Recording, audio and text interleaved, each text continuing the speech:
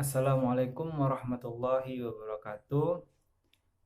Di sini saya akan membahas mata kuliah Manajemen Investasi dan Pasar Modal. Nama saya Azkar Hidayah, Prodi Akuntansi semester 7, dengan dosen pengampu Bapak Zul Azmi.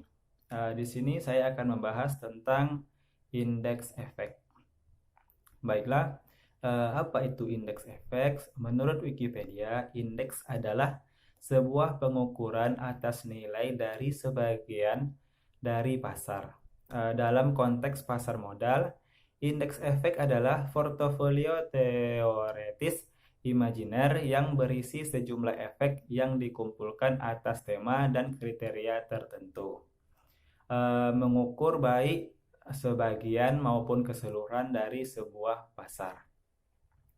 Kemudian indeks komposit adalah indeks yang mengukur pasar secara keseluruhan.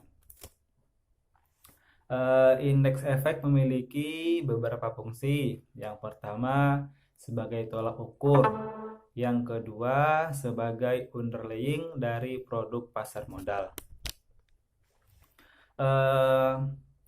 Fungsi sebagai tolak ukur, indeks dapat menjadi alat yang membantu investor untuk menilai performa dari produk investasi.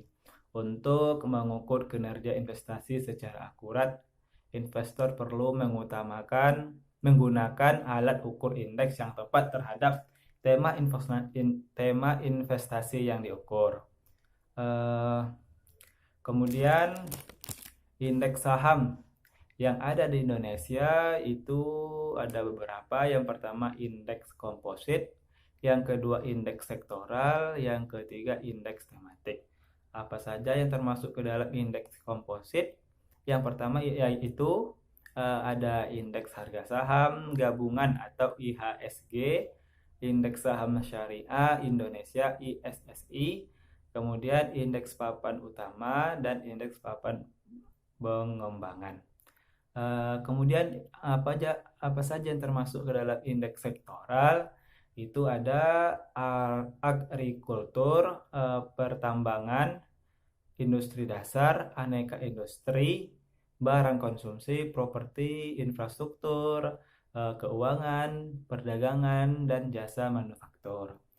Kemudian yang termasuk ke dalam indeks tematik itu Jakarta Islamic Index atau JII, LQ45, IDX 30, Kompas 100, Business 27, Devindo 25, Sri Kehati, Infobank 15, SM Infra 18, MNC 36, Investor 33. Kemudian metodologi indeks itu penetapan universe atau tema. Tema dari indeks memiliki keragaman. Beberapa di antaranya saham liquid, saham kapitalisasi, pasar tertentu, saham syariah, saham berwawasan sosial atau lingkungan, corporate governance, dan lain-lainnya. Metodologi indeks selanjutnya kriteria seleksi efek. Terdapat beberapa jenis kriteria, antara lain objektif vs subjektif, kuantitatif vs kualitatif, fundamental vs teknikal, relatif, dan vs absolut. Kemudian pembobotan dan penyesuaian. Kemudian tanggal dasar dan nilai dasar. Nilai dasar yaitu nilai indeks yang telah ditetapkan 100, 1000, dan seterusnya sebagai awal dari indeks.